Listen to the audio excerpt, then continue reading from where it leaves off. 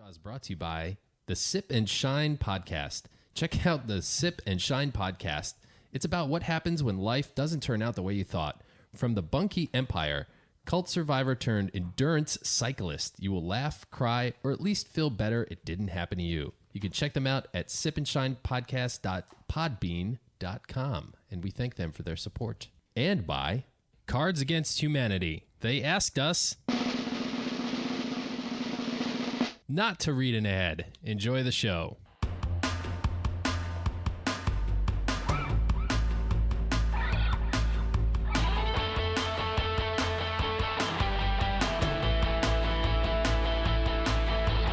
You're listening to CinemaJaw, the greatest movies podcast ever. Recorded in Wicker Park, Chicago. My name is Matt Kay, and with me is Rye, the movie guy. And sitting alongside us, as always, is our engineer and local filmmaker, Elias Rodriguez. How's it going, Jawheads?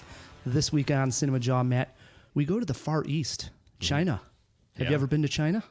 No, have you? No, I have not. I did make it all the way over to Thailand, but I did not go to China. But See, if I was more immature, I would say, what's the capital of Thailand? And then you would be on the floor. Oh, Bangkok. Boy, oh boy. It's classic. Ah, it's terrible, Matthew. Classic. Our top five this week, Matt, in honor of a film coming out that Matt Damon is starring in, entitled The Great Wall. We are doing our top five favorite films set in China.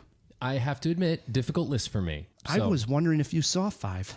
Yes, I have seen five. And Kurt Russell. All on my list. The Kurt Russell masterpiece, Big Trouble in Little China, does not count. We did qualify that, right, Matt? It's an honorable mention for me. Okay. So that's funny. It's right. Honorable mention only. Yeah. We also have a great guest who's going to be joining us shortly. Yes, Pam Powell is here. She is with the Chicago Independent Film Critics Circle. She writes for the Daily Journal. She does Real Honest Reviews and Fet Lifestyle magazine as well. Can't wait to talk to Pamela. Always exciting to get a fellow critic on. It is. To team up against your terrible opinions, Matt. Besides that, we have a whole lot more going on, do we not, Elias? Oh, yes. We're going eye for an eye on The Great Wall. And we have a review of John Wick 2. Nice. Plus, in honor of The Great Wall starring Matt Damon, I figured what better time than to play some Matt Damon movie trivia yourself versus Pamela. I feel like we've done Matt Damon. Oh, we have many a times, but I switch the questions all the time. Okay. That is all it is just the subject matter, you know? Also, did you see this news? Jack Nicholson is coming out of retirement. I did. It got me thinking right off the bat. There is one actor that I think me and you clearly would agree on that needs to come out of retirement that has been out of the public eye for a little too long. I got a guy in mind. Yeah. So do I. Yeah. Yeah. I bet you we would probably pick the same guy. Yeah, We seem to always agree, right? Yeah. I mean, clearly, I'm talking about Gene Joe Hackman. Pesci. Pesci. Joe Pesci. Oh, come on. Hackman. What the hell Hackman. He's a Gene hack. Hackman. He's a hack. No, he's not. CinemaWAR.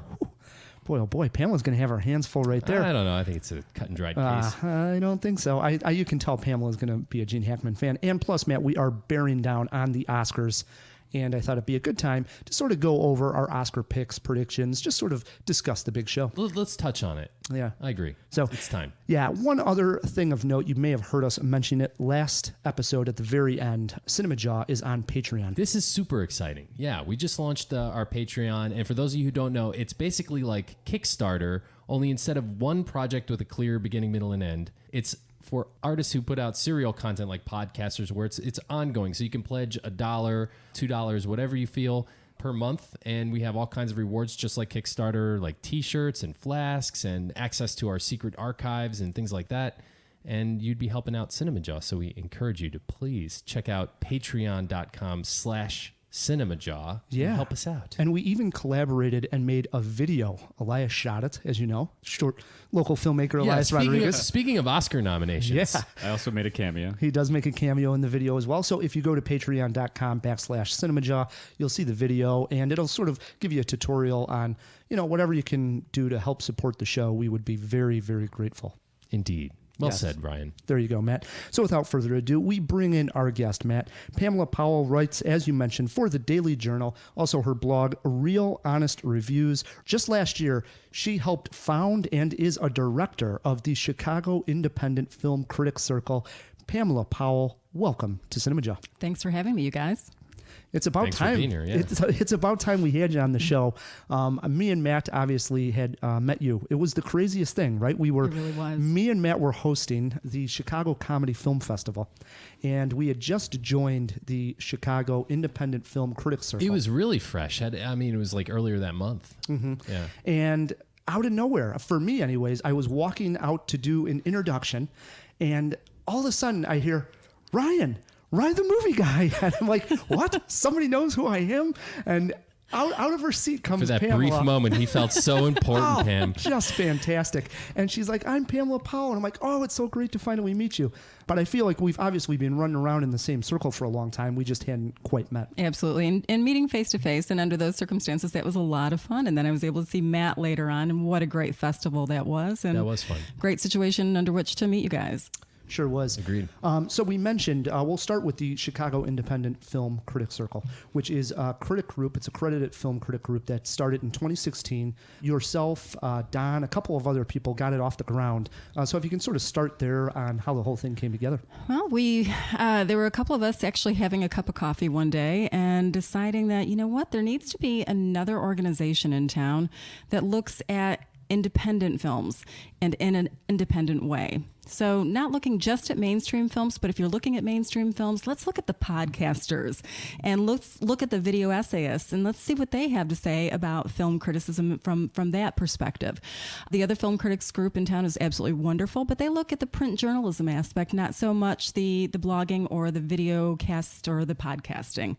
So a little bit different way of looking at mainstream and independent films. And we really wanted to take a look at different categories of films, the smaller budget films that really there's so many hidden gems out there that need a voice. And we wanted to be that voice for them. And we have grown so quickly.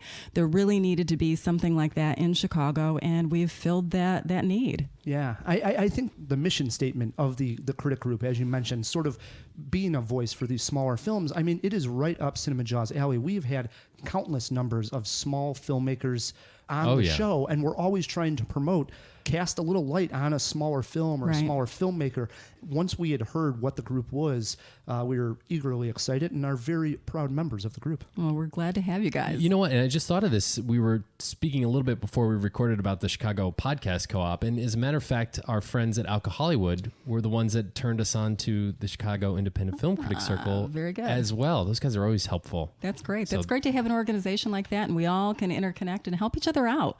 And that's really what this is about, is helping each other. Yeah. Agreed. We had our first Critics Award show at the end of the year, and it was a total blast just getting to know some of the other critics in the group, because a lot of times you know them by name, Facebook, Twitter, and every once in a while seeing them at a screening, but to be able to go down and, talk and really handshake and get to know somebody is totally different. So I love the awards banquet. That was great. Was a lot of fun. I'm glad you guys liked it. How about that food spread? Did you like that? Yeah. Oh, yeah. That was basically dinner for me that Just night. checking. Yeah, that was all Pam. Did you put that together? I did. Oh, it was I did. fantastic. I loved it. When I was searching for a compliment there. Found it. So take us way back to the beginning on how you got involved in film criticism. What led you down that field? It's really kind of a goofy path. I grew up in Podunk, New York. I mean, a really small town in New York, less than 2,000 people. We had to drive at least 30 to 35 minutes to get to a movie theater that never showed first-run films. So, what was the name of the town? Mayville, New York. Okay. It's kind of like Mayberry. A great place to grow up. Beautiful, pristine little isolated town, but didn't have a whole lot to offer as far as movies go. So I never knew there was any such thing as a first-run movie. That term had never come to my mind. And so the first film I ever saw was Star Wars, the original Star Wars. Wow. And I was... Good way to get started. Yeah, it is. But I mean, I was already, I think, around 7th or 8th grade, so I was a little older. And I think after that was Animal House. So it was probably all downhill after that, which was a lot of fun. So I never really got to see a lot of movies. I can probably count on one hand the number of movies that I had seen, even during college. And then I moved to Chicago. And I found the Fine Arts Film House, The Artist, I think it was called, or something like that, downtown on Michigan Avenue. And I saw all these great independent films. I'm like, oh my God, I can't believe these things existed. And I had no idea. And I was hooked, absolutely hooked on seeing all these great independent films, as well as these quote unquote first run films that came out, this novelty to me. I ended up teaching at Columbia College for a short period of time while I was getting my master's degree, and then stayed at home with my kids and posted on Facebook that I was going to see The Social Network. And a friend of mine had a radio show and said, "Hey, our movie person just quit. Can you please fill in?" I'm like, "Oh, I don't know what I'm doing." Sure. So they seemed to like what I did, and they had me back on. I became a regular. The newspaper asked me to write for them. And then before you know it, I was going to film festivals, and I think your Cinemajaw has dropped. Yeah, it has. No, Looking I at mean, my- from one Facebook post, this all just sort of flowed. It did. It's like, one door continued to open and another and another. And I figure I might as well just keep going and see what happens. And I love going to all these film festivals. I go to Toronto and Sundance and South by Southwest, and I mean, you name it, and I go. And I've been able to really find some wonderful independent films, meet some great filmmakers and producers and actors, and it's just been a blast of a ride. So The Social Network sort of dates this. That was what, 2013, I would say? I think before that, 2011, I think it was. Wow, has that been that long already? Yeah. So yeah, it's been. And 6 are you years. still on the radio doing reviews? or- You know what? I don't do reviews on the radio anymore. I call in and I'm a special guest, and we'll call in when I go to the film festival. So I do it that way. Or if a special event is going on. Yeah. I mean, it's pretty neat because in some way, that's sort of how Cinemajaw came to be. Was I was interested in trying to do, some type of movie reviews or movie talk on the radio and didn't know where to go. Didn't know really what podcasting was when me and Matt sort of launched this thing. And so that's how we got talking about movies. I held your hand through it. Just go ahead. And, I mean, for the podcasting part of it, for sure. Yeah, no doubt about it. yeah, for the movie part, he's holding my hand. No doubt about it. It So- sounds like a good pair then. I mean, you sort of answered this question, but I'm also a little curious if there was any film. I know you were sort of isolated, maybe in a small town, but maybe there's a video store or something. No, I mean, okay. Well, then maybe after you moved to Chicago, Okay. What was the movie that really opened your eyes? Cinema Paradiso. Yeah. Just an amazing. Oh, you like that one? Yeah, I like that one. It's a great one. Yeah. It's one of my favorites. That's one of the first ones that I saw that I was like, wow, this is what real filmmaking should be and can be. Mm-hmm. And so that opened my eyes. I really looked at film a little bit differently. I didn't see it as a movie anymore. I saw it as a film. I saw it as something much more complex and deep and meaningful and, just provocative in some ways. I really loved Cinema Paradiso. That was my film. Do you still revisit it I occasionally? do. Yeah, good. Yeah. Good. No, when you were talking about seeing these independent films for the first time and what it made you feel, it very reminiscent of me going into the city. I grew up here in the suburbs of Chicago, so not podunk by any means, but coming to the city and going to the music box and seeing films when I didn't live downtown, and it was like, oh my God, they're playing all these interesting movies, and that excitement that I knew I had the bug at that point because Right. I was like dying to see other, smaller films, anything that was interesting that wasn't, starring Tom Cruise Right. for the 18th time. Not that I hate Tom Cruise, but you know what I'm saying. Mhm, absolutely. It gives you an energy and a feel that you can't explain unless you actually experience it, I think. So you also launched a website entitled Real Honest Reviews. When did that come about? That came about when I was on WKN doing the film reviews for them. I was on the show called The Really Big Show, and people wanted to actually read what I was talking about, so I started a blog, and then that's how I ended up writing for the newspaper as well. And That is awesome. I mean, that's Bizarre, isn't it? No, it's amazing. That's the dream, right? Living the dream. You are living the dream. Now, as you mentioned, you do go to various film festivals, Right. and I now am friends with Pam on Facebook, so I see these wonderful pictures she has out at Sundance. Yeah, just got back, right? I did. How was it? Tell us about it. Every year it's different, and there's a learning curve every single year that you go, and you think you have it mastered for the next year, and then you find out that you don't. There's just not enough time to do everything that you want to do. I was going to go out for the last part of Sundance, like the last 7 days. I was go out for the first weekend, and it's crazy. Park City, Utah, quaint, quiet little town, just is like bursting at the seams, and all of the stores and restaurants change into whatever Sundance is there. Chase sponsors different things, and you see all these different places change, and it's crazy. It is just absolutely nuts, but absolutely wonderful at the same time. And something came up. I was asked to be on the Siskel Film Center's panels discussion for the Oscars, Okay. and so I switched my time period. scary to go out there. So I was only there for 3.5 days this year, but I made the most of it. And I saw, I think, about 15 films. I did 12 interviews and went to a few parties and a few special events and did not sleep at all. So it was fantastic. I never sleep. I still can't. I have 6 years and I still can't figure out how to sleep while I'm there. So That's a good problem. It is. Putting you on the spot, what was the best movie you saw while you were at Sundance? Wind River was one of the best ones. There were actually 3, probably more than 3, but I don't think I saw any dogs this year. Nope, I didn't see any dogs. One of the best, though, was Taylor Sheridan wrote and directed a new film called Wind River. Put it on your notebooks Radars. too. Yes. Yeah. Definitely a movie to see. He is an unbelievably talented writer and director. Amazing film. Jeremy Renner and Elizabeth Olsen star in this film. It takes place on an Indian reservation. A girl turns up frozen dead in the wilderness of, I think it's in Montana. Don't quote me on that. I saw 2 really cold movies. There's a search to find out why she died, and there's a whole history behind it that Taylor Sheridan goes into about Native American Indians and what actually happens on these reservations, and it's very, very poignant. I don't think I've ridden such an emotional roller coaster ride in a film as I did with that one. I was so invested in every character, and my heart just broke because there were 2 different situations where somebody's daughter had died, and I have kids, and I could definitely, I don't want to relate to that, but I could definitely see how emotional that could possibly be, and dealing with the grief and then dealing with the cultural differences. And the cinematography was beautiful. I couldn't say one negative thing about this movie. One of the best movies I think I've ever seen. Makes Hell or High Water look okay. I mean, by comparison. Oh, So I'm excited. Yeah, definitely put that one on your radar. Okay.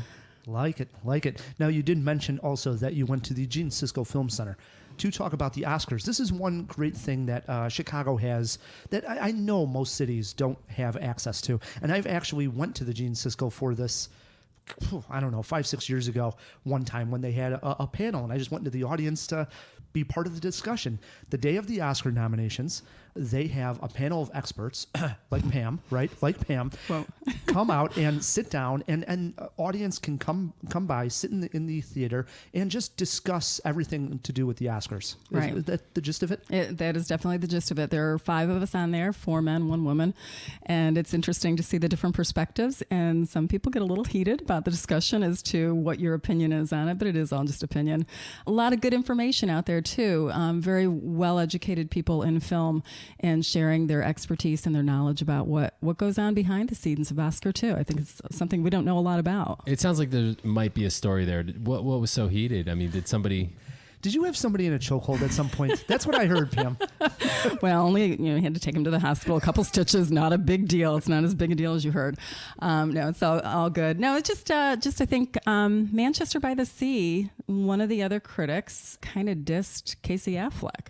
Mm-hmm. And I can't let him say that because I feel so differently about it. And so I just voiced my opinion about it. And then I had another person to the left of me agree with me. So it just it was a fun, heated conversation. Those it are was the best. Always respectful. Nobody got hurt. No blood was drawn. So it's all good. we try to have those every week. I know. I think you do. Your CinemaWAR sound a little tough sometimes. Sometimes. Yeah. Well, I never like to lose to Matt, so that's part of the fun. Yeah. But talking about the Oscars, when award shows in general, none of them seem to matter as much as it comes to the Oscars. I don't sit It's there the and Super care. Bowl, man. Right. It I is. don't care about the Grammys or the Emmys for music, TV. But when it comes to movies, the Oscars matter to people. Why do you think that is? It's the last one of the season, maybe. It's one of the longest running ones. I don't know. That little gold Oscar statue is just the coveted thing to have. And it seems like the Golden Globes tend to predict who's going to win what in what category. It's more than a flip of a It's definitely coin. an indicator, yeah. It is. And in fact, I think last year, 4 out of the 6 main categories were replicated for Oscars. So it's a pretty good indicator as to who's going to win, who's going to walk away with everything. Okay, so let's swing it around Robin here and just go with some predictions, who you think is going to win and who you would really want to win, Pamela. We're going to start with the big one, Best Okay. Picture. All right? Obviously, films nominated here really quick: Arrival, Fences, Hacksaw Ridge, Hell or High Water, Hidden Figures, La La Land, Lion, Manchester by the Sea, and Moonlight. Pam, who do you think is going to win? I think La La Land's going to take it away. I do as well. I would love to see Fences or Manchester by the Sea take it away, though. I don't think it's going to happen. I think La La Land will win, and I want La La Land to win. I'm Do locked in you? on that one. I do. Okay. Yeah. Do you think that Lion belongs on the list? I do. I listened to your podcast when you discussed Lion, and I wholeheartedly agreed with both of you, actually. I think that the whole Rooney Mara girlfriend thing, Tacked on. I don't know why they put that in there. And I'd like to read the book. I haven't read the book, so I'd like to see if that part is in the story or not. It was distracting. It was not an element that drove the story forward. agree, It just wasn't necessary. I think if they would have taken that out, I would have given it 4 out of 4 stars. I gave it 3.5 out of 4 because of that. Yeah, that was my biggest complaint as well. Yeah, Totally. yeah. So, but I think it should be on there. I think that little Sonny Powar should have been nominated for Best Actor. The little guy that played the young Saru. Yeah. Or supporting at least, yeah. Or at least supporting, absolutely. He was spectacular. And I think Very that good. Garth Davis, I think is the name of the director for Lion, he was overlooked too. To get that kind of a performance out of a little kid like that is absolutely spectacular. It is. But let's what be honest, director that can do kid was just cute. I mean, He was you know, adorable. he was so adorable. It was like one of the first times that I was like, "Oh, we don't need to see Dev Patel. We can just stick with the little kid Stick on with this the one." little You kid. know, I I'm okay agree. with that. Agreed. Nice. Matt, who do you think is going to win the Oscar for Best Picture? It's La La Land. And you're happy with that? Sure. It's just a lock. I mean, am I happy with it? Yeah. All right. We move on to Best Actress. Okay. Good category here. We have Isabel Hubert for Elle, Ruth Negga for Loving, Natalie Portman for Jackie, Emma Stone for La La Land, and the great Meryl Streep for Florence Foster Jenkins. Who do you want to win, Pam, and who do you think is going to win? Well, can I first of all say that I think there were a few snubs in this category. Sure. I think, and I don't pronounce her name right. I don't think Taraji P. Henson. I think that she was totally overlooked. I think Amy Adams was overlooked. For which performance? Amy Adams for Arrival. Okay. She was great in Nocturnal Animals as well, but I really think she was spectacular in Arrival. I would also, I'm not quite sure why Viola Davis put herself into the category of Best Supporting Actress instead of Best Actress. I guess she maybe thought she had a better chance. I would have put her into the Best Actress category. That being said, Pam loves her fences. Let me tell you. I do love my fences. I think Emma Stone's going to take it. I think out of all of those, I think I would rather see, I don't know, I guess Ruth Negga. Wow. Yeah. Boy, just call me a La La Land cheerleader here. But I want Emma Stone to win, and I think she's going to win. She was my favorite part out of the two leads. I like Gosling in the film, but seeing it a second time, I was just head over heels with her. She really was the driving point of me liking the couple so much. I think there's something probably for opposite sexes to watch, someone fall in love. You're maybe more attracted to the girl side of them falling for the guy and vice versa. I don't know exactly. But for me, that was the case. I just loved Emma Stone in it. So Yeah. I mean, for me, guys, when Natalie Portman is as Jackie telling the Kennedy kids, that daddy's not coming. Oh my God. I was just leveled by that performance. And she, like, her eyes are bright red. She's, I think, one of the best actresses working today.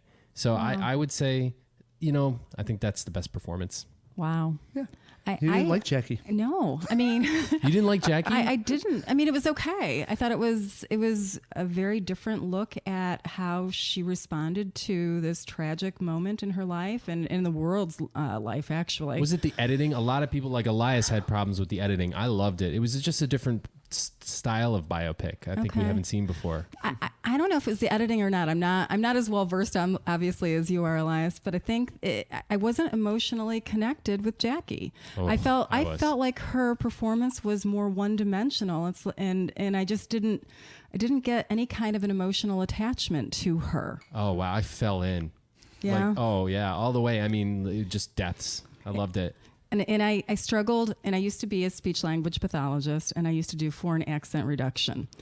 So listening to her accent, all I pictured in my head was Marilyn Monroe, which I guess she also tried out for a part of playing Marilyn Monroe years ago. And I just couldn't get over that aspect. In fact, I went back to YouTube and I started listening to Jackie's actual voice, trying to compare the two. She did a fine job, but there's still that Marilyn Monroe-ish kind of feel to it. And it bugged the crap out of me. Do you think that could have been slightly intentional, not to get too... I know. I would hope not, but maybe. You know, it's hard to not have Marilyn Monroe in your mind when you're talking about the Kennedys. Right. And, you know. Some way. True. All right, let's move to acting really quick. As far as actor goes, Casey Affleck, Andrew Garfield, Ryan Gosling, Viggo Mortensen, and Denzel Washington. Pam, who do you think and who do you want? I think Ryan Gosling is going to win. And it's really a toss-up to me between Casey and Denzel. I would be thrilled with either one of them. I think they're both amazing actors, did a phenomenal job. Denzel, I think especially just because he directed this as well as starred in it. But I think it's going to be La La Land for like, I don't know, 14 different things I think they were nominated for. I think, sweep. And you mentioned Casey Affleck not being, I guess, what would you say, at the Gene Siskel? Right. He didn't support the pick. I think Casey Affleck was phenomenal, and he carries the entire movie, and the weight and sorrow that he carries around with him. He probably doesn't have the range of any of the other actors in the category when we're talking about all different movies throughout their career. But in this particular movie, it was made for him. The character was written for him, and he knocked it out of the park. I'd be happy to see Casey Affleck win. So, I mean, no arguments, guys. I think it's going to be Ryan Gosling, landslide. It's just a sweep for La La Land this Oscar season. All right, let's try supporting actress Viola Davis. We know where Pamela's going with this one. Yes, we do. Viola Davis, Naomi Harris, Nicole Kidman, Octavia Spencer, and Michelle Williams. Pamela, what do you got? Oh, I hope and I think it's going to be Viola. However, Nicole Kidman, even though she had such little screen time, you guys were discussing this last time as well, that scene that she had was so powerful, so impactful.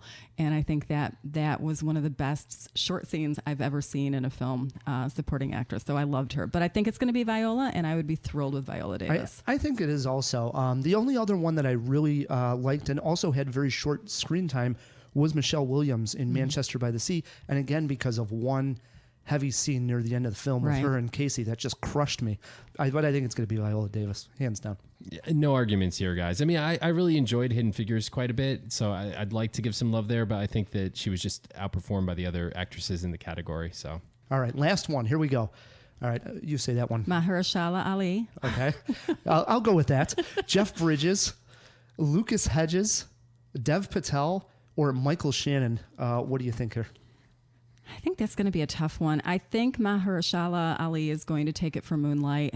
Personally, I would love to see Lucas Hedges from Manchester by the Sea win. This is a young, new actor who did an outstanding job opposite of Casey Affleck. He helped carry the film as well. I'm just going to say Ali, but I think Ali wins this one. And I agree with you there as well. The only other one for me, I'm a huge Michael Shannon fan, and I loved him in Nocturnal Animals. Yeah. When he was on the screen, I just ate it up. And so if I had to pick somebody else, I'd go Michael Shannon. I agree. I famously did not care for Nocturnal Animals, and his performance is the best part of that movie, hands down. How did you really feel? Don't get me started on Nocturnal Animals. These guys hate it. When we stop rolling, I'll tell you all about my opinions there. But I mean, and let's not forget about the dude. I mean, Jeff I think Bridges, he was solid. He was solid. Yeah. Really quick, as far as director goes, do you think Damien Chazelle wins this thing for La La Land? If the Academy is going to nominate La La Land for 14 Academy Awards, I think it more or less says who the best director of the film was, does it not? I think he has his hand over every category. So I think it's a slam dunk for Damien Chazelle. I would agree. So Yeah, tough to argue. yeah. All right. If you disagree or agree with our Oscar picks and you have Twitter pulled up, shoot us a tweet at Cinemajaw. We'll retweet it, get the Oscar discussion going. Pam, as far as people want to follow you online, read your reviews, the best place to do so for the Jawheads to get your opinion on film. You can go to realhonestreviews.com. That's REEL honestreviews.com. You can go to Facebook under Real Honest Reviews. You can follow me on Twitter at Pamela Powell 9. Sounds good. Now we like to end all of our guest interviews with some silly cinema cues, we call them.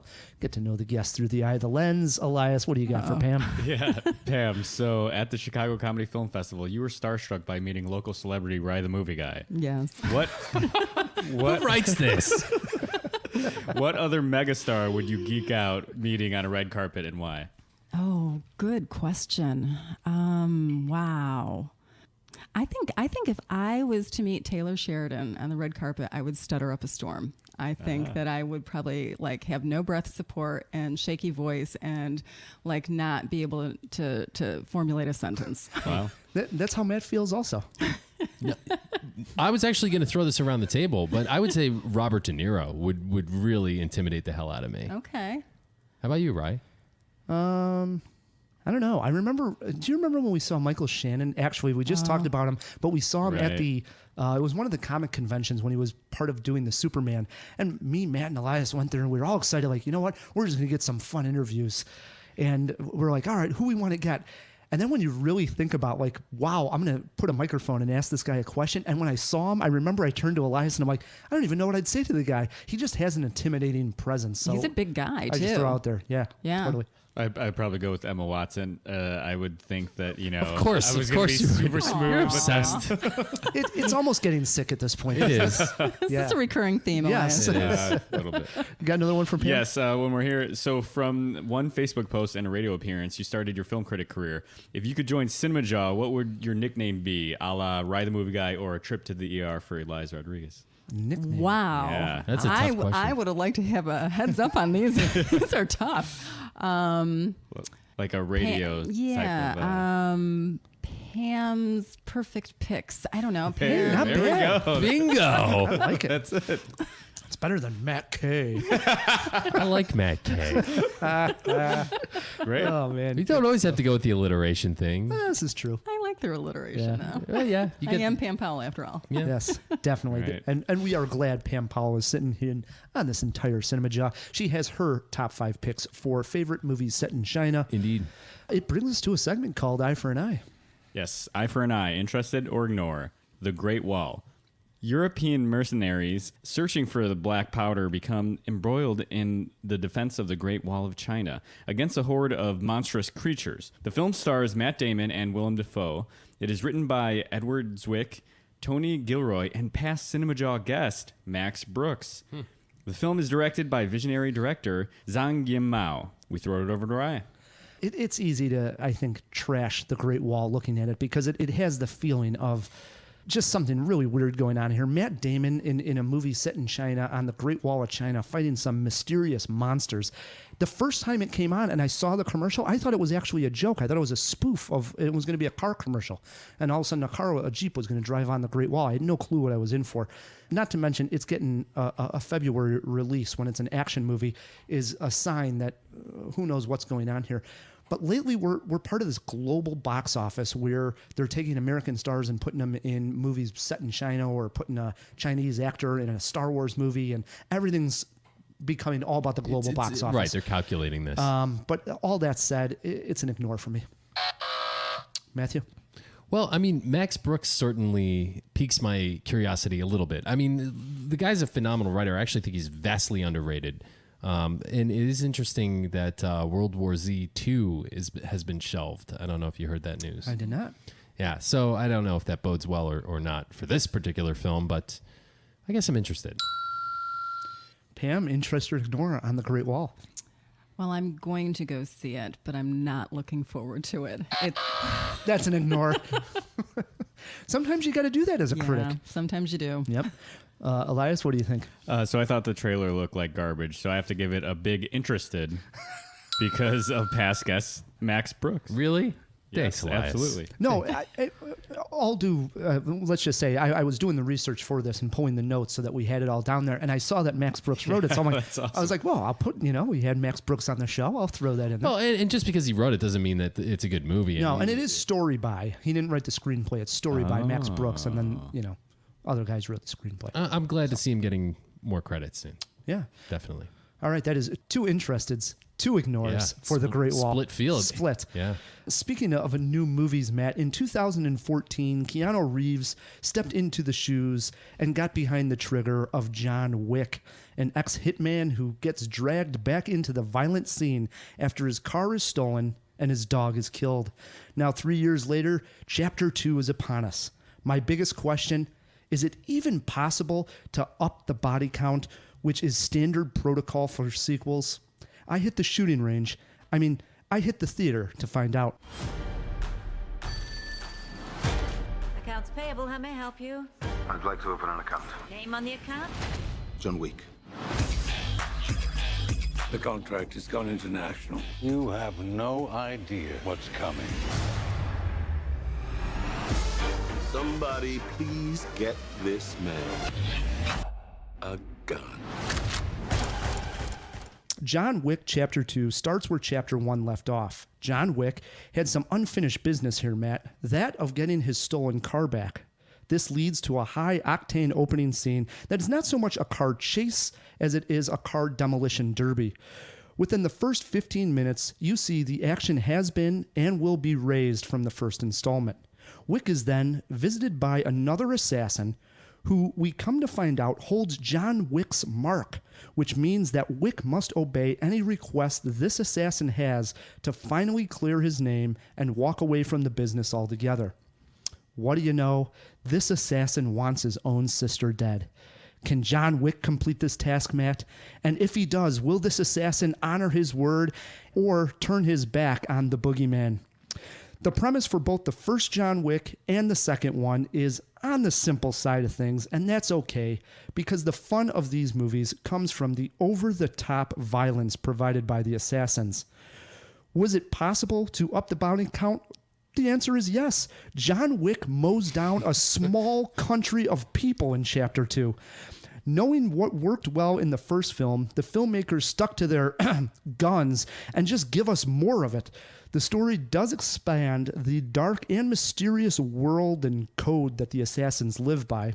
John Wick knows what kind of movie it is, and it has fun with it. This is most apparent in the opening car scene and when Larry Fishburne appears to be reunited with Keanu for the first time since they were Neo and Morpheus. Yeah, how'd that go? I am not the biggest fan of these types of films, and the amount of violence here is concerning, but I do have to give John Wick a passing grade, Matt. 2.5 Jaws from Rye the Movie Guy. Shocking, honestly, shocking. Okay, so Larry Fishburne and Neo back together again. How'd that go? It went really well. It's one big scene. It's a rooftop. It's beautifully shot because there's one of the New York bridges is right there. But he is not an integral part of Chapter 2. And no spoilers here. This is just a middle piece now. It's a trilogy. So this is just a middle story. Of course it's going to be. It's just a if middle they make story. a sequel, it's going to be a trilogy these days. And this is clearly Morpheus, or let's call him Larry Fishburne here, is going to have a much larger role in the third one. In this one, I hear he's they'll probably just set up. They're going to take the third one and split it into two movies at least. That's the Hollywood trend, right? Yeah, why not? But yeah, as I mentioned, the body count. You just watched the first John Wick. I did. You finally caught up with it since we've went eye for an eye on it. Yeah, the biggest problem I had with the action, which I did find enjoyable, it was fun, but I also felt it was a little slow. I didn't think the fight choreography was good. The gun fu stuff was really cool, but when they actually got hand to hand, it felt like overly rehearsed or something. And I don't know. Did they speed it up in the sequel? Yes, I mean everything is just up another level for sure. There's Right. probably more money spent. Exactly, better that may have been everything budgetary. is higher level here. But the other thing is how many I rewatched John Wick right before going to see John Wick 2. So I am wicked out, you know. And John Wick 1 has how many headshots in it? What would you just? You know what? Actually, almost every death. Actually, throw this in the jaw box. You might not be able to find it, but see if there's something out there. What the body count is for the first John Wick? I'd love That's to know. pretty much his signature. Is everyone gets one in the head. Everyone gets one in the head. And having just rewatched that one and now seeing John Wick 2, it's so redundant that it's not exciting, or that thrill is gone of like seeing him shoot everybody constantly in the head. After a while, it's just like, okay, enough. Let's go. Let's get on a little more story. I think even when people are dead, he shoots them in the head just to, it's like signing a painting at the end in the head. Yeah. It's gross. Pam's cringing, But yeah, so it's a lot of the same first John Wick, and it's just everything is upped a little bit more. It's standard sequel here. well, if you're in the mood for mindless violence, If you liked the first John Wick, you're going to love John Wick 2. It's just the case of it. is this Keanu's new shtick? Has he found his bag, so to speak? I mean, I don't know. It's definitely a hit for him for sure. So he looks good doing it, so why not? I guess. Do you have a favorite scene of the film, Ryan? favorite scene here, and this was one of them that I did have a lot of fun with, and it mirrors the same scene, which I think everybody, when they think of the first John Wick, will remember. And this is when he basically goes on what we would call a assassin's massacre in a nightclub. Oh, yes. Just killing tons of people, of assassins, and people are dancing. And this one, he is actually, as I said, tasked to kill another assassin's sister. And it just so happens that it's got to be at the coolest place you can make it, right? So it's at like a concert/rave in an old arena in Rome. So you got all this like old architecture with all these lights and rock bands playing, and the place is filled with, people dancing, very much similar to the first one. And right before that scene, he is getting ready, and it's intercut between three things that he's getting ready. One, he's buying maps of this arena. Two, he's buying a suit that is also like bulletproof and stylish, looks good for the evening wear. And three, he's buying his weapons, and it's constantly going back and forth as he's getting ready for the event. Very fun, and it builds that excitement level because you know what's going to come. I love a good Rambo gearing up montage. Yes, and he's going to go there, and all hell's going to break loose, and all hell breaks loose, and John Wick survives. But it's pretty cool. Nice. Any scene you had trouble with? The one scene that I would say, which was the worst, was Common is in this movie, the rapper turned action star now. Common, he's also one of the assassins. This is, I don't know, it was a big build-up fight scene between the two, and they finally get down to the subway. Here's one technical thing that really bothered me. They're in the subway, and they're on two separate sides of an L track that would come, and the train comes and separates them, but yet they both get on the train. My name is Neo. No. They both get on the train, but they're on the other sides. There's no train that opens up two doors on both sides. You're usually on one side of the track and everybody gets out, or the other. It does happen in other cities, Ryan. Well, I don't know. But anyways, that was just a small complaint. But they finally get the build up, and it's sort of a letdown when they're actually fighting on the train. That would be my scene that let me down. How about any movie influences? I call it Kill Bill with a gun, right? It's a revenge story. There's a ton of death. It's fun, violent, over-the-top death, except this one's a pistol and not a sword. I think the funniest thing about the whole John Wick thing is that he's avenging his dog. Right. I mean, he's avenging his dog. His car got stolen, and yes, his I don't think I'm spoiling anything to say he lost somebody, his wife. Right. Yeah. That opens the movie. Right. It's right in the first movie. Yeah. But she had already gone. So the person that he's avenging, or the animal in this case, his dog. Right. Yeah, there's no doubt about it. And that's why it was sort of funny. I mean, there's some parts. That's why it's funny. Right. I mean, people are laughing. In fact, when this movie opens too, they talk about it like his dog. It's over the top, and people in the theater were having a hoot and holler with it. So I think they did it right. Did you learn anything from this movie, Ryan? Nothing. I learned nothing. No one will learn anything when they go see John Wick. You might even forget some things. It is the definition of meaningless fun. Just go there, get a thing of popcorn, and just zone out for 2 hours. That is a complaint too. The first one was short and sweet at like an hour and 35 minutes. This is 2 hours. A little too long for a John Wick type movie. Yikes. How about a one-word review? Bang. Yeah, bang. Or I can give him one of these. That's my one-word review. Good. Yeah. Sweet. 2.5 Jaws for the movie guy. Not set in China. No, not at all.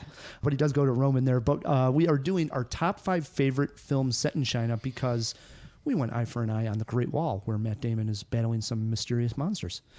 Pam, you're getting us started this week. Start with, was the list difficult? How'd you come up with it? It was difficult because I didn't really know if I knew any films that were set in China, filmed in China, that were actually Chinese. And I started looking and I'm like, oh, I do know a few of these. Actually, this is kind of cool. And I'm guessing my list is going to be a little different than your guys' list. I hope so. Mine is very pedestrian. When isn't it, Matt? Well, there are occasions. I'm going to start with a film that I'm guessing you guys might not have heard of. And it's actually not only set in China, but it is a Chinese film. And it's called Ai Weiwei Never Sorry. You heard of it? No. I never saw. Well, Ai Weiwei is an artist and an activist, and he's a very outspoken person who believes in the fundamental rights of human citizens, which apparently the Chinese government doesn't always agree with. And so he speaks out against that. And the camera follows him over, I think it's about a year and a half, and he disappears for a while.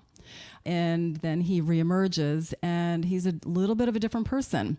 It's actually kind of a funny story. There's a lot of humor involved in it. He's got an amazing sense of humor, and he is an extremely creative artist that tries to call attention to unsafe structures that are built in China schools where hundreds and hundreds of children died just in one school because the building was not built up to earthquake standards or no codes. And just trying to be an activist to make China better, safer, and create a sense of equality. And he's not welcome there. Wow. So it's a beautiful story, and I think there's a sequel to the movie as well, but something that really left a profound mark on me, and I look at art in a little bit different way, especially when I see a large exhibit. He had this backpack exhibit of all the children who died. There was a backpack, and he made it into this sculpture. This was a doc? Yeah. Okay. And it was at Sundance probably about 5 or 6 years ago. You can see it, I think, on Netflix and other digital platforms now, but definitely worth seeing. So that was set in China, and it was Chinese. Wow. Nice pick at number 5. Thank you. Matt, I feel bad that you're following up Pam here. Guys, this is almost embarrassing. Wait until I do the trivia. You'll feel a lot better. What do you got, Matt? Let me just start out by saying that they get better from here. This is just my number 5. This is a tough list for me. I mean, there's a bunch of martial arts movies that I'm a big fan of, and I did try to make sure that they were actually from China, the ones I did pick. This is an American film, but it is set in China. It's also animated, and I'm talking about Kung Fu Panda. Oh my goodness. Even Phil is slapping his forehead over there. Phil, you don't like this pick, dude? Kung Fu Panda. Listen, guys, it's definitely not as heavy as the documentary Pamela was just mentioning, but it's a great movie, and I think the story of Po is very touching, and it's a fun animation for the whole family, and it was important, and that's all I'm going to say about Kung Fu Panda. I will say I have seen all 3 of the Kung Fu Pandas, so I am somewhat of a fan. And the third one, thank you, Rye. The third one I completely missed screenings of, and literally went to the Red Box and rented it because I was such a fan. I want to see him. I love Dustin Hoffman as his father/mentor. It's got some good voice work in there. It does, and the second movie is actually kind of heartbreaking too. You know, there's some emotional depth in it. Don't dismiss Kung Fu Panda. It's fun. All right, let's get us back on track. All right, here. go ahead. All right. Whew. All right, swings it over to my pick. I will also say, difficult list for me to come up with. I thought it was going to be so much easier. In fact, I suggested this list, and then I sat down with a pencil and paper and was like, wow, I got about 6 that I want to talk about. Usually I got 15, 20 that I can go deep on, but this was a pretty tight list. For mine, number 5 pick, I have a film that came out in 2006. It is a remake, and I've never seen the original, and that's why this one is on my list, because sometimes when I do the research, it's a good reminder to, hey, I never did see the original. So this is a reminder to myself. This one stars Edward Norton and Naomi Watts in The Painted Veil. Pam's nodding with me. That's she on my likes list too. Okay. Yep. So we'll get to it a little bit more, but it's a remake, and it's one of those that really shows, I think, the beauty of the country too. And it's a heartbreaker of a story about a doctor and cholera, and we'll get a little bit more to it, I think. So that was my number 5, The Painted Veil. What do you got, Pam? And that's a great one. And that's a W. Somerset Maugham story, which was a beautiful, beautiful story. And I think they did a great job remaking that in 2006, better than the original. You did see the original. I saw parts of it. I never saw the whole thing. I don't think my attention span lasted through the whole thing in the first one. But the second one, definitely, just absolutely gorgeously shot, and great acting, great characters. And gotta love Liv Schreiber, you know? Yeah. Nothing he can do wrong with me. So my number 4... I'm going to go with Empire of the Sun. Do you guys remember that? Sure. Also my number 4. My number 4. Yes. I was going to throw it in there as quickly as I possibly could. So yeah, it's kind of cool to think that was a Steven Spielberg movie, and Christian Bale was just a little kid in that movie. Mm-hmm. And that was another movie that really stood out to me, kind of like Cinema Paradiso did to me. That one really captured me, heart and soul, and just so powerful and emotional. So loved that film. Yeah, great pick. Matt, what do you got sitting there for? All right, speaking of getting it out before anybody else here, I think we're going to cross over a lot. So at number 4, I have Ang Lee's Crouching Tiger, Hidden Dragon.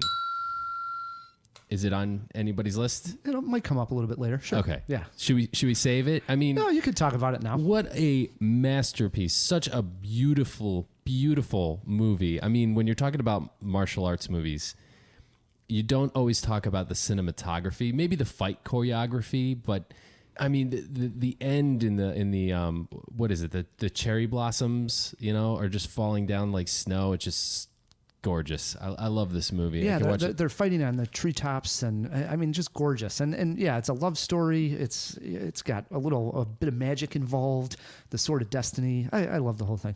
Yeah, and it was, I think, the first film that I had seen into that world. That was like, wow, it really opened up my eyes to a whole nother chapter of film. Like, oh, I got to check out more of this kind of cinema. So, Have you seen the sequel? The one that came directly out on Netflix. You know what? For all the, I was sort of touting it because I like movies that come directly out on Netflix, and I didn't see it either. I got to check watch it it. out. Yeah. Nice pick. Mine also mentioned here. My number 4, Empire of the Sun, 1987, young Christian Bale, and it gave us this wonderful scene.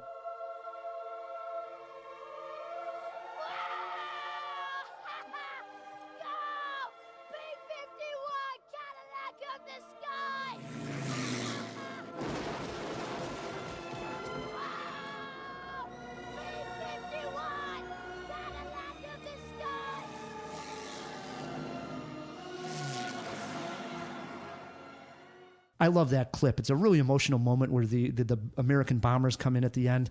And for the longest time, I thought Christian Bale, I don't know my airplanes at all. And so this is almost an embarrassing story about me, Matt. Every once in a while, I make a mistake. Worse than Kung Fu Panda? Yeah.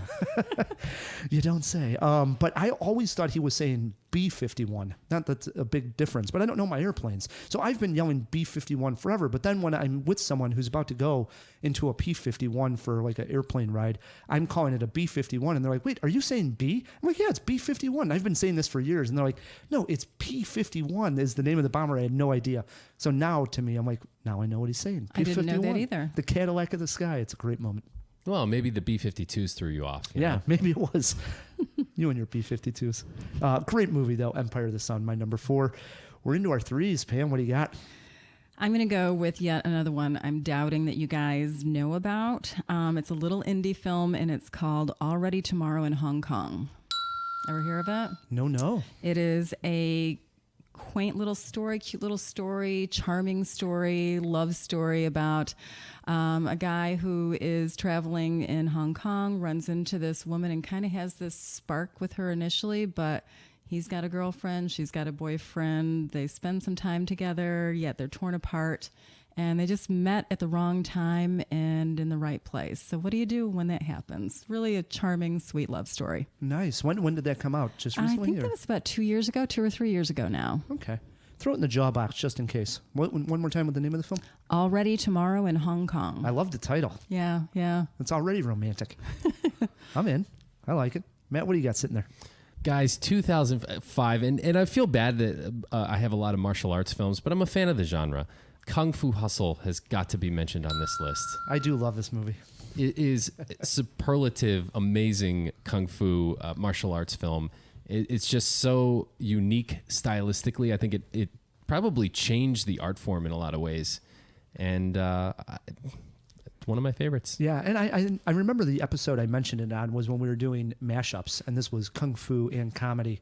It's great. You know where I first saw this movie? It was a double feature at the Bruin View at the Vic. And you could still smoke at the Bruin View. And at the other movie that was playing was Sin City. And it was just like the perfect double feature. It was great. Nice. Yeah, Kung Fu Hustle. I've only seen it once, but I do recommend. I missed it, so I'll put that on my list to see. It's fun. Okay. Yeah, I'm going to hold you to it. It's different. Okay. You'll like it. Swings it over to my number 3. And speaking of the director who is doing The Great Wall, you know how I butcher names. Heavens forbid I get a Chinese name in front of me, but I'm going to do my best here. And we got Phil, our editor. Sounds like he's an expert over here. I'm going with Zhang Yimou. Zhang Yimou. There we go. That's the best I'm going to do. Zhang Yimou, who in 2004 gave us one of the most beautiful looking films, House of Flying Daggers. And the story here this is very similar. If you like Crouching Tiger, Hidden Dragon, and the cinematography in that film, you'll love House of Flying Daggers. And this. In fact, was I mixing up those two? The last scene? I don't think so. Okay, all right, good. Because House of Flying Daggers, well, the ending of that one is like in a white blizzard.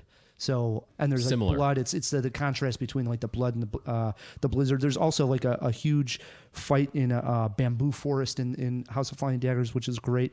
And it's about like a group of rebels that are taking the dynasty on, and the police capture a girl. They ask her to take her to the leader of the House of Flying Daggers, and then a love story happens involved here in the movie, but it's filled with action.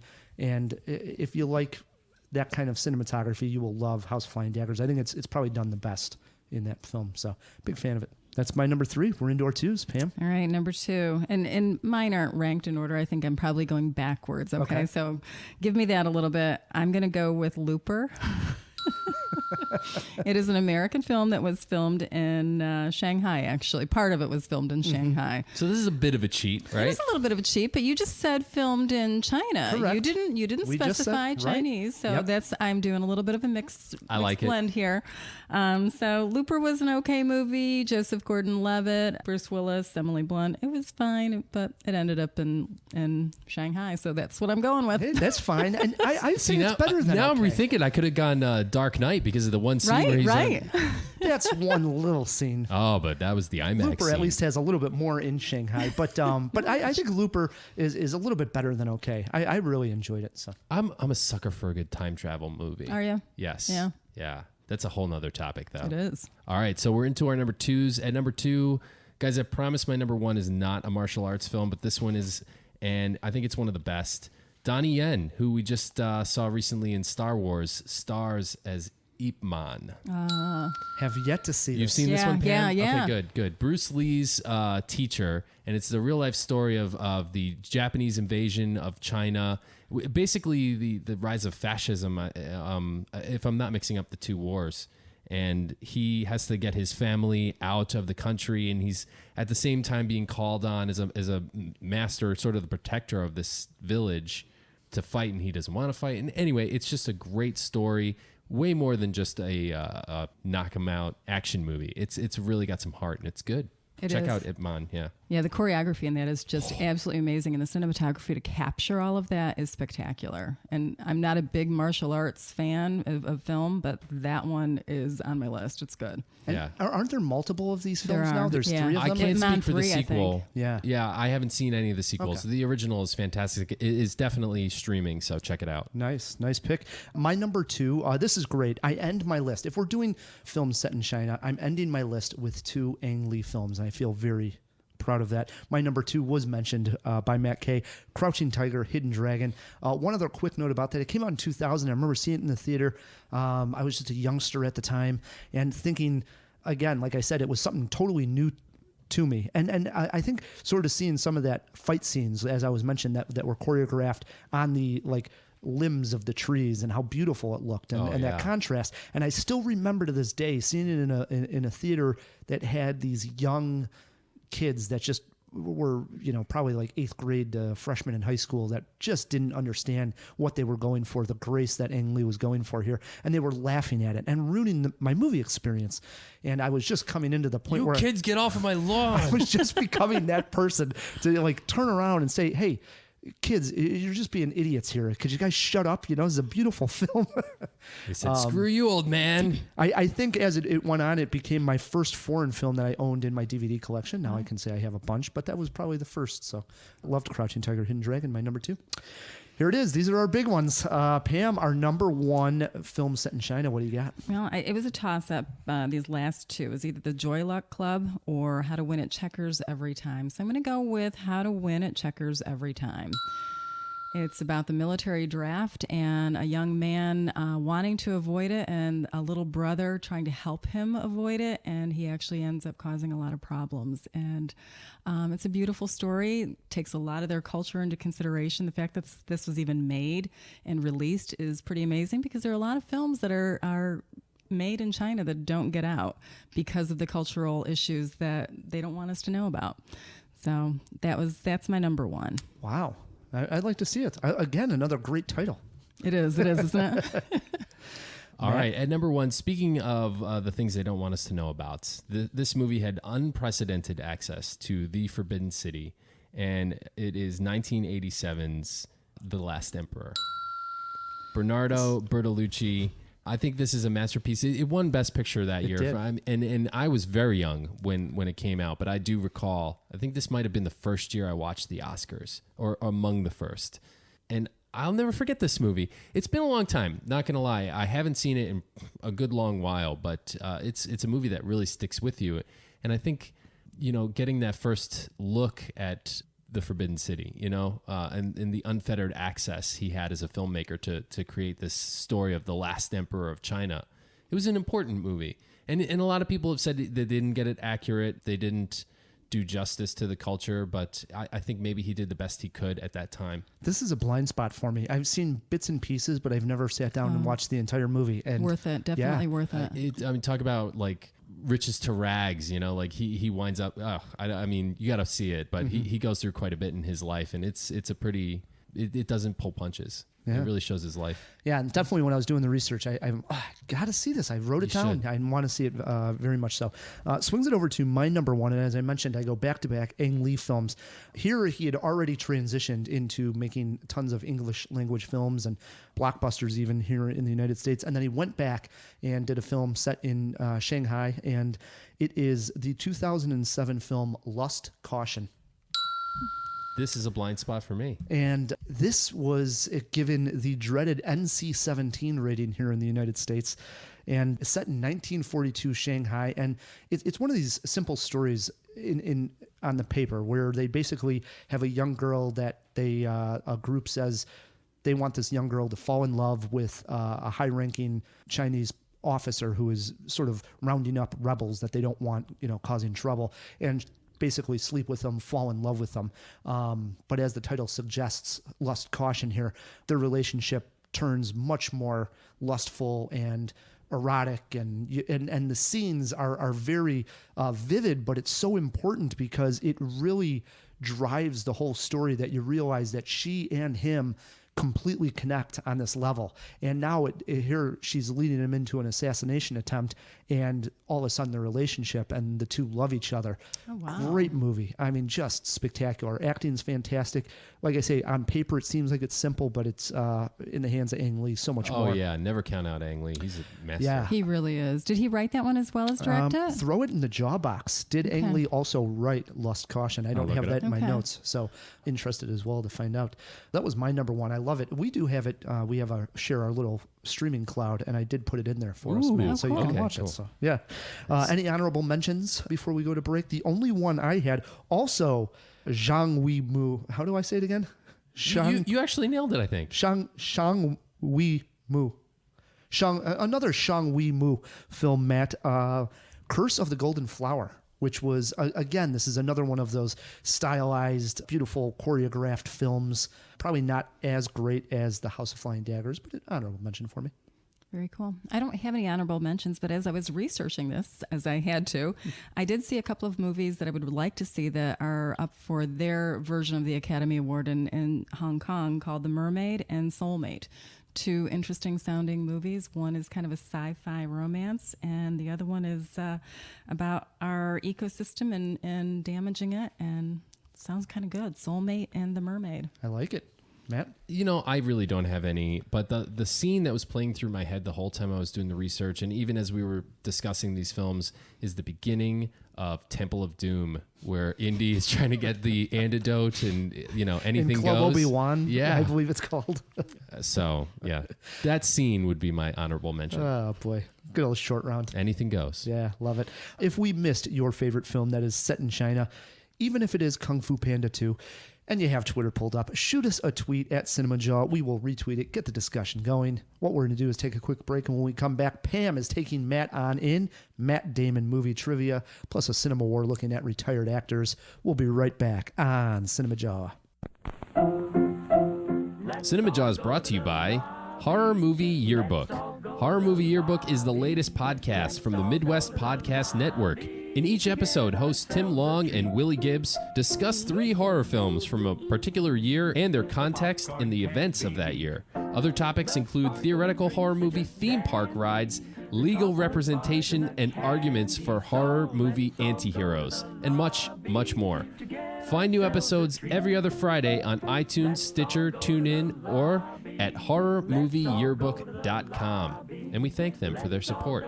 And by K&N Air Filters. Matt, we're coming to the end of winter. Yeah. A change of season, right? And it always reminds me, change my oil and get a new air filter. Hey, speaking of air filters, you know where you can get a good one? KNNfilters.com. Oh, And absolutely. don't forget the /podcast because you'll get an air filter and a K&N hat. I love the free hat. The free hat is awesome. Yep. I forgot the /podcast, but I still saw an amazing website with an amazing product. Bingo. We thank them for their support. And we are back on Cinemajaw, hanging out with Pam Powell. Pam, one thing that we did not mention was that you also write for Fet Lifestyle magazine. Also reviews. When did that come about? Actually, we have topics every month that we address, and I try and find some films, whether they're VODs or something that's coming out in the theater. I like to try and coordinate that into whatever the theme is for the month for the magazine. Also, when I go to the different film festivals, like this next month, it'll come out on February 15th. And you'll be able to read all about the Sundance experience and some of the highlights from Sundance. So when I go to the festivals, that's what you're going to see for that month's issue. Interesting. One question I wanted to ask you, we touched on this earlier, but and my jaw dropped. The one Facebook post, what did you write? What is this? I mean, like, I would have this framed on my wall. I guess I probably should. I'll have to go back through my posts and see. I said, I'm taking my son to go see The Social Network. I was going on a college visit with him, and I just randomly put that apparently at the right time, at the right place. And That's what you wrote? that's all I said. No picture, no nothing. Kind of crazy, isn't it? That is See, it's cool. just one of those doors that open up, and then they just continue, and you just see what happens. That's Now- awesome. Now, you mentioned festivals. What is coming up, Pam? South by Southwest is coming up, and so excited. This is my first year of covering this film festival, actually, in Austin, Texas. It's going to be warmer there, so I'm kind of excited about that already. Yeah. Great lineup of films. As I said before, I was only at Sundance for three and a half days, so some of the films that I missed at Sundance are going to be at South by, so You'll be should able be to catch amazing. up. Yeah. That's cool. And are you doing Toronto again this year? I hope to, yes. I'm going to be applying for credentials, and you keep your fingers crossed, hold your breath, and see what happens. It's such a big one. Do you also enjoy the Chicago International Film Festival? You know, I think my love of the film festivals are probably the other film festivals. Mm-hmm. Actually, there are 2 other ones that I absolutely love going to, and that's Tribeca, and that happens in late April. Mm-hmm. And then a small film festival, Elias, maybe you know about this one. It's called Waterfront Film Festival. Ooh, I haven't heard. Oh, it's a wonderful festival that took about a 2-year hiatus, and now it's back on again this July, I think it is. And they have some of the best smaller films that you can possibly imagine they're like on my top list of indie films. Wow. And So- where's that at? That is in South Haven, Michigan. Oh, I love Okay. South Haven. It's a great little town, isn't it? It's awesome. I'll have My to look folks it up. live out in Kalamazoo. So Oh, do they really? yeah, Okay, yeah. there you I'll go. have to attend. Elias, we might have a road trip in us. Yeah. So we can rent a house out there, I right like on it. the lake. What do you Now think? we're talking. This is going to be great. Man, oh man, Matt. Again, for the jawheads that are listening to this, that are interested, they want to know more about Pam. They want to read your reviews. The best place to do so online. It is realhonestreviews.com, REEL, honestreviews.com, Facebook, same name, or you can go to @PamelaPowell9 for Twitter. There you go. Do it. Do it. Matt, before we get to trivia, before we get to CinemaWAR, we did throw a couple of items into the jaw box. Yeah, a couple to a tree. And we might as well let Elias out once a week. Get him out of that jaw box. Stretch his legs. Yeah, let's open her up. What's your pleasure, Mr. Cotton? The box. How's it going, fellas? Rye, you stole me $25 for calling you a megastar in the cinema. Thank you. just make Yes. sure. Yeah, I'll get you back on that. But to be fair, I did lose a bunch of Super Bowl bets to you. Yeah, we made like 3 or 4 bets. I won every single one while me and Elias were watching the Super Bowl together. I think a lot of people probably lost a lot of Super Bowl bets. Oh yeah, Matt Kay, huge New Englander yourself. I am a huge New Englander originally. Yes, I was rooting for the Pats. Cool. Yeah. It was I an exciting excited. game. It was probably the best Super Bowl in decades. Yeah, it was a lot of fun. Since 85. Yep. Let's jump into questions. How many headshots in John Wick 1? There was actually an infographic online, and there were 49 headshots. Wow. That seems low. Yeah, I mean, he plows through them like crazy at times. So, yeah, that's pretty nuts. So when did Already Tomorrow in Hong Kong release? That was 2015. Okay, 2 years ago. Got to catch that one. And did Ang Lee also write Lust, Caution? No, he did not. Okay. There were two other writers here. Yeah, just directed. He's a master. Do check it out, though. Yeah, totally. How about some feedback? I know we got some feedback, don't we, Elias? We have a ton of feedback. So from Alex, who wrote in and answered the riddle correctly, added, I loved your latest episode on movie Hitman. One badass hitman that wasn't on any of your lists is a hired killer named Jackie, played by Brad Pitt in Andrew Dominik's Killing Them Softly. The movie is full of great scenes, and I particularly liked Pitt's monologue at the end. I'm living in America, and in America, you're on your own. America is not a country. It is just a business. Now fucking pay me. Yeah. He was badass in there. And I loved Killing Him Softly, Alex. I'm right with you. I know it had its detractors. Some people didn't like it, or some people didn't seek it out. But if you did, I was a big fan of Killing Him Softly. I liked it. See, you weren't on the high train like I was. No, it was okay. Did you see it by chance, Pam? I did not. No? It's a good one. James Gandolfini's also in the movie as Yes, well. Alex also mentioned did he? the powerhouse role by him. Yeah. Yeah. And one of his last films as well. Well, near the end for sure. Near Yeah. the end. But yeah, Killing Him Softly, great recommendation. Do check it out. Yeah, I agree. Yes, and you know what? We got a bunch of great tweets. You could tweet at us at Cinemajaw. In regards to episode 310, Brendan J. Cassidy tweeted, "What an honest, entertaining, moving, and open interview Cinemajaw had with the amazing Krisha Fairchild." That was really good interview. Did you see Krisha? Yeah. Yeah, it was so cool having her on. That was That's fun. amazing. Yeah, that was a good one. Definitely listen to that one. In regards to episode 311, Best Car Chases, at Zippy Chuck said, Cinemajaw, I can't believe there was no mention of Bullet or Gone in 60 Seconds, 1974. Unbelievable omissions, hashtag car chase. I have to admit, I've never seen Bullet. It's a total blind spot. I hate it because it's such a man's man movie. Everybody loves Bullet, and I have not seen it. I've not seen Bullet either. I have no idea. I mean, I've seen Gone in 60. Are we talking about the original Gone in 60 Seconds? He was okay. in that particular Yes. tweet because he mentioned Yes. 74. So he's not talking about the Nick Cage remake. And Which- I've Nick- only seen the Nick Cage one. The Nick Cage one is not terrible. Actually, it's really kind of fun. It's a car chase movie. It's, dumb. It's a car action. chase movie. Right. So also in regards to episode 311, Oscar trivia, at I'm Emma Smart said, driving and listening to Cinemajaw while screaming, Moulin Rouge, in response to trivia. Come on, guys. Yeah, that was when I remember the question was a Nicole Kidman question. Musical Nicole Kidman.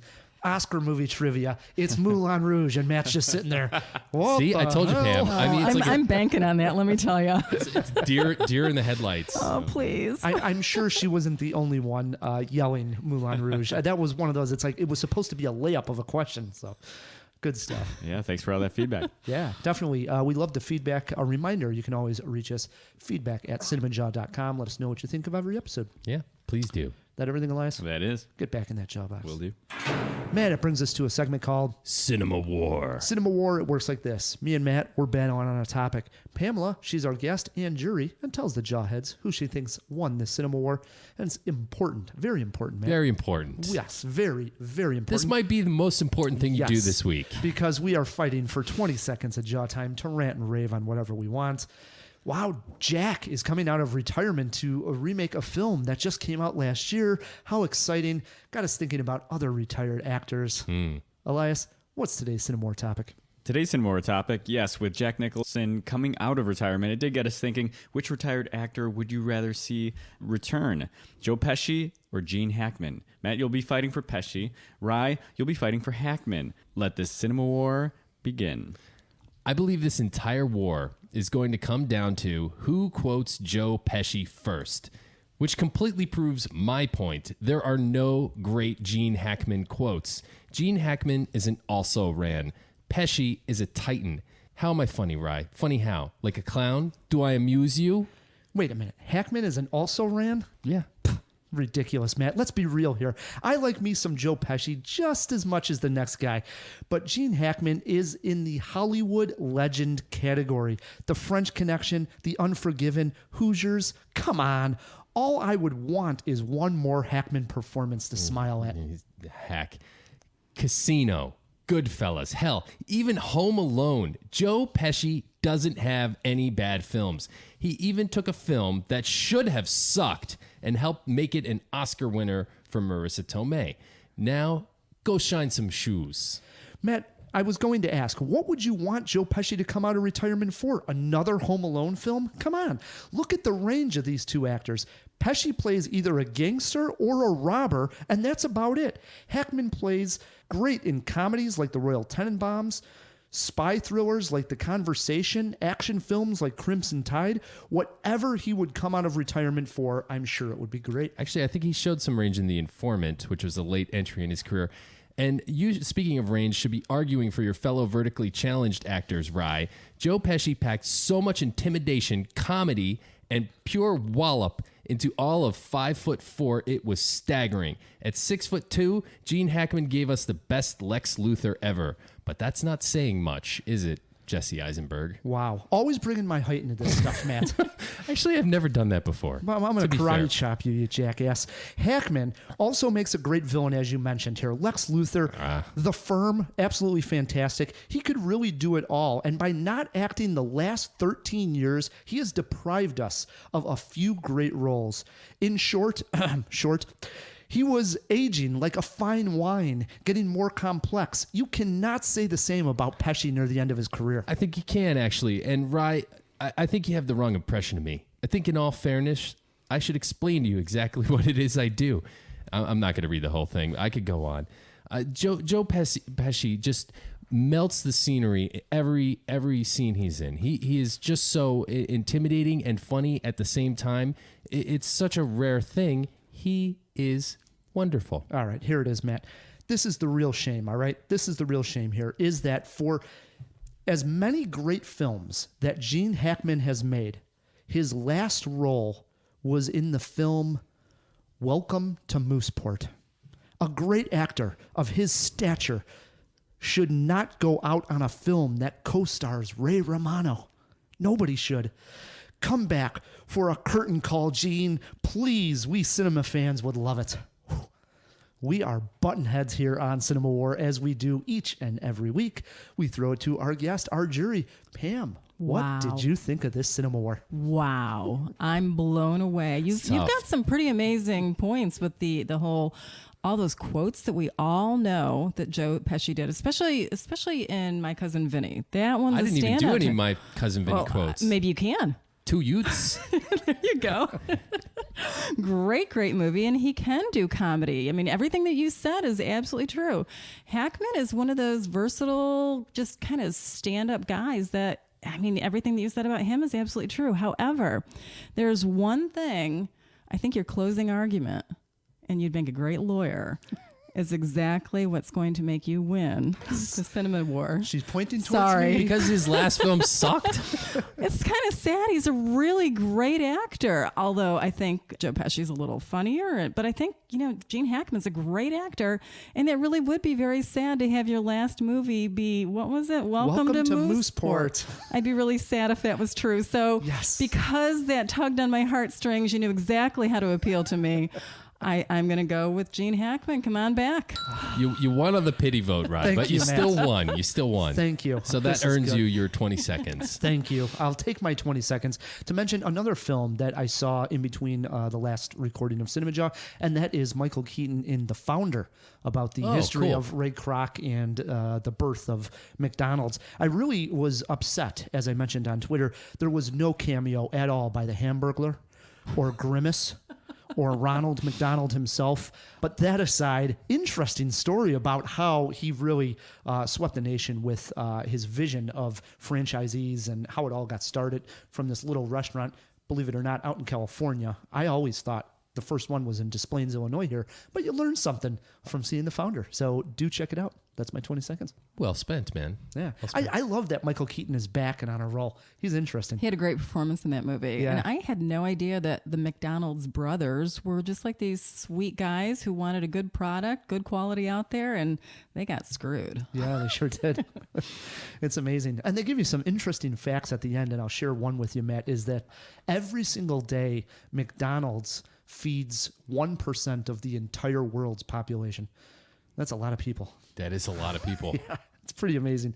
So I really did enjoy The Founder. I didn't think I was going to like it that much, but like I say, if the Hamburglar had popped up probably before Jaws, then we're talking Oscar. I'm a grimace guy myself, man.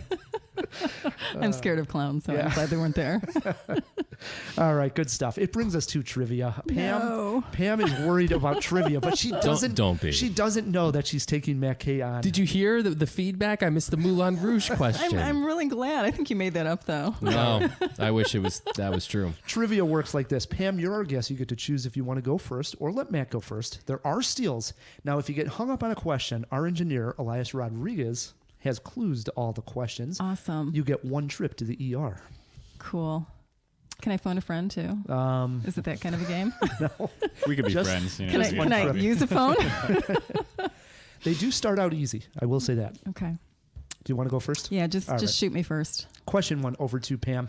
Is that angled enough away from Matt? I can't see. Oh, I mean, Matt looks for an angle. No pun intended here. Any way he can get it. So I'll move my. We my are in the screen new here. studio, I so like we're the getting used to it. I like the reflection in the window there. It's perfect. All right. Question number one over to Pam. Matt Damon movie trivia. Again, here we go.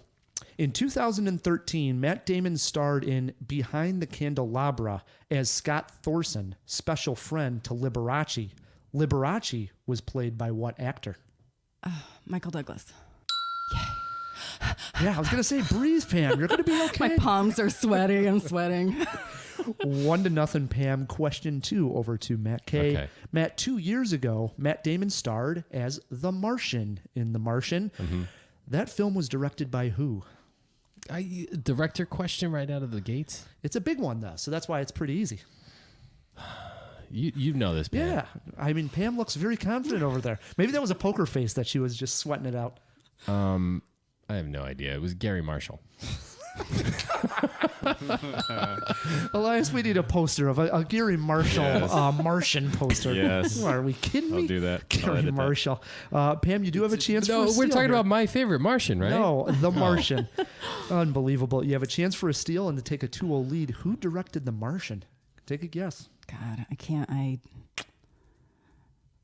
Nobody's coming to mind, and I should know this, and I don't. Ridley Scott. Ridley Scott's I did. big I'm name. That's why I sorry. threw it at number 2. Yeah. Hey, still 1-0, Pam, and question 3 is over to her.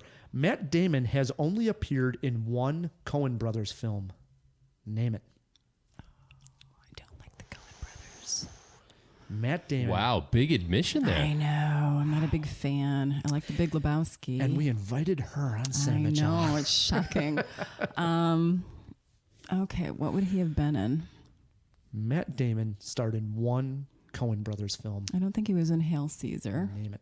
I don't think he was in Fargo. I don't think he was in The Big Lebowski. I don't think he was in.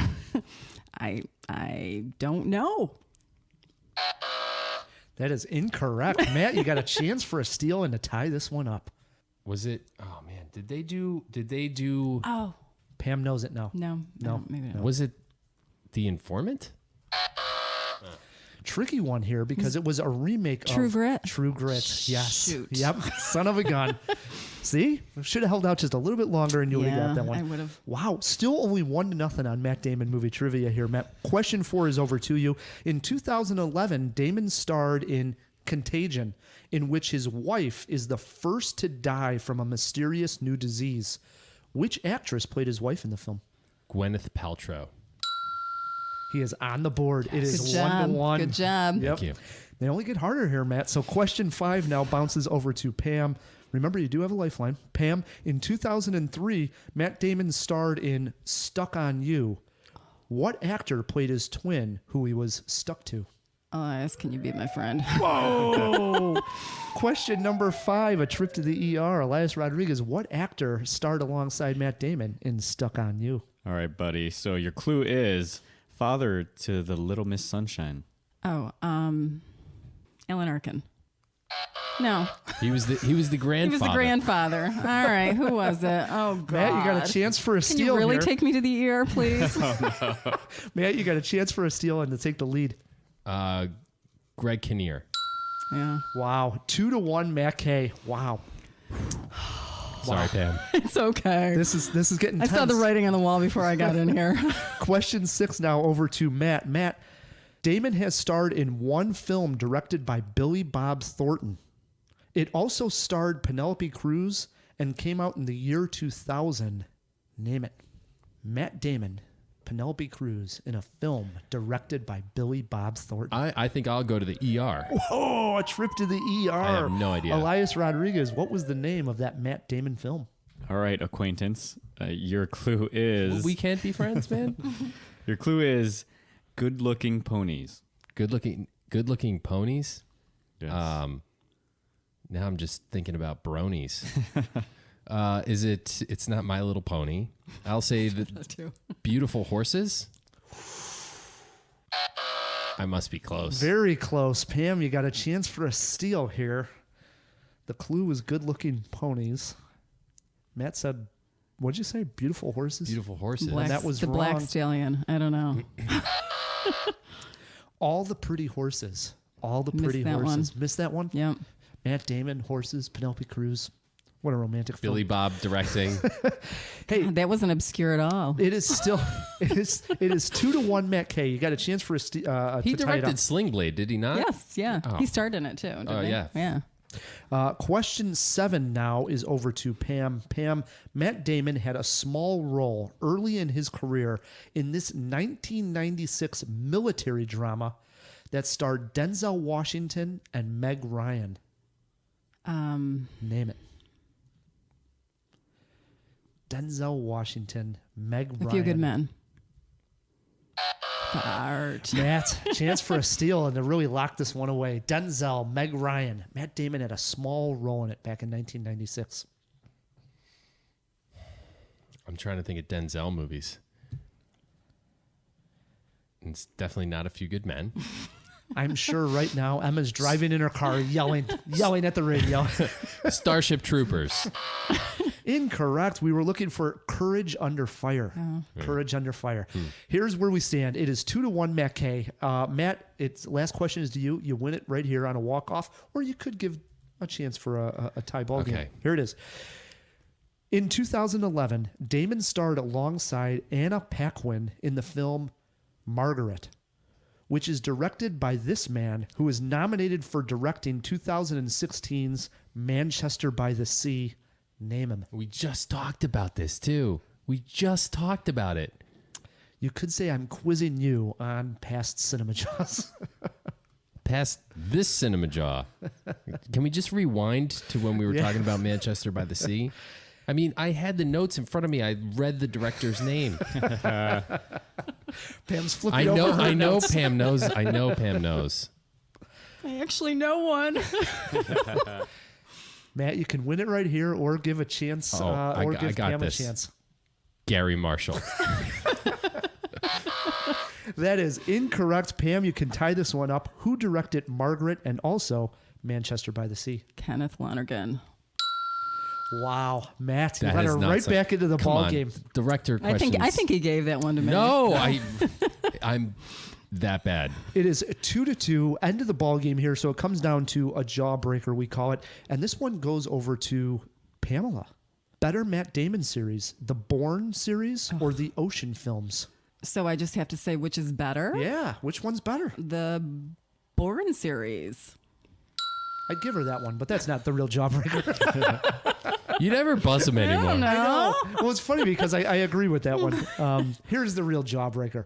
Age of Meg Ryan, closest to. Okay. Matt, Meg is... this is for the win. I know. I mean, she was... I'm trying to think when all the romantic comedies were coming out in the 90s, and she must have been in her 30s, and that was like 25, 30 years ago. She's got to be in her late 50s, I would say. Maybe even 60. Let's say 57. Elias Lockman in at 57. Pam, do you got a guess? I think she's my age. I think she's 52. Boy, this is a close one. Let me do some math here.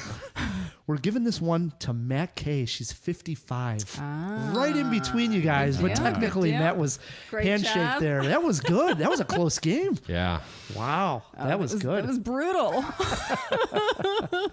That was fun. I can't believe Matt Damon trivia could be so tough. It was well written, Rye. It was very tough. Good questions. Yeah, well, I know we've done Matt Damon actually a few times on the show, so I got to switch it up and go a little bit tougher with Matt Damon questions. Hey, I respect Like it. nothing with Good Will Hunting? Or, No, that's too easy. or- Too easy. No? Yeah. Deepwater Horizon? No? Okay. He wasn't even in No, Deepwater that was- Horizon. That was Mark Wahlberg. That was I Marky get the Mark. two mixed Yeah, up. there you go. Oh, boy. It brings us to the end of a great jaw. And Matt, first and foremost, we have to thank our guest, Pamela. Thanks so much for finally coming on CinemaJaw. Thanks for having me. I'm sure she's going to come back on. Oh, I hope so. I think the only way I come back on is if I bring a friend for the trivia who sits in for me. What We do you can think? make a deal with that. Okay, we can do that. that. That'd be cool. Yeah. We do this fun game when we have what we call couples on the show where we have two people. We do The movie wed game, which yeah. is a take on the newlywed game, but just with movie questions. Yeah, even if they're just collaborative couples. Yeah, there you go. Very good. Yeah. I would definitely join for that. I was telling you, I think I told you that I'm like that uncoordinated little kid who can't play dodgeball and is like the last one to get picked in gym class, but that's me for trivia. So, and I just proved my colors right here. Oh, boy. Good stuff. All right. I think that's the comedies. Me too. Big time. Good stuff. Thanks again for coming on, Pam. Thank you. Matt, we also got to thank our sponsors. Yeah, thanks to all the sponsors and the Chicago Podcast Co-op who help us get those sponsors. We also got to thank the best engineer in the biz, Elias Rodriguez. Thanks, guys. I'm finishing up the Gary Marshall Martian poster. It'll be on our Instagram at CinemaJaw. My favorite Marshall. I love it. Jawheads, we mentioned that we are on Patreon, and if you could please, take time to go over to that page. Anything that you can give to help support the show would be greatly appreciated. Something else that is new, Matt, that we are pushing along here is your own little creation. We gotta get visual. We need a YouTube Is channel. this me thing? I don't think believe so. Hell yeah. Is it? All right, fine. I'll take credit. Even though somehow I'm smack dab in the middle of all these little YouTube videos. Yeah, and Elias does most of the work, so I'm It's a glad that worked collaboration, out. yes, and we're trying to get a video intern. So anyway, we're building our YouTube channel. So go to youtube.com/CinemaJaw, subscribe. There's a ton of fun videos on there. Yes, please and do. If nothing else, we are posting at least the audio from our podcast in case you want to just listen to the podcast at work and you can only pull up YouTube for some reason. You can now listen to at least the audio track on YouTube. The full episode on a YouTube video. Oh, and to bring it full circle, I will post all of these videos to Patreon first. Ooh, Wow. How about that? Mind blown. How about that for value? So that is a perk. Yes. It is a perk. Yeah, now we're on YouTube. That's pretty exciting. Yeah, it is. Yeah. So until next week, I'm Ryan the Movie Guy. I'm Matt Kay, and keep on jawing about the movies.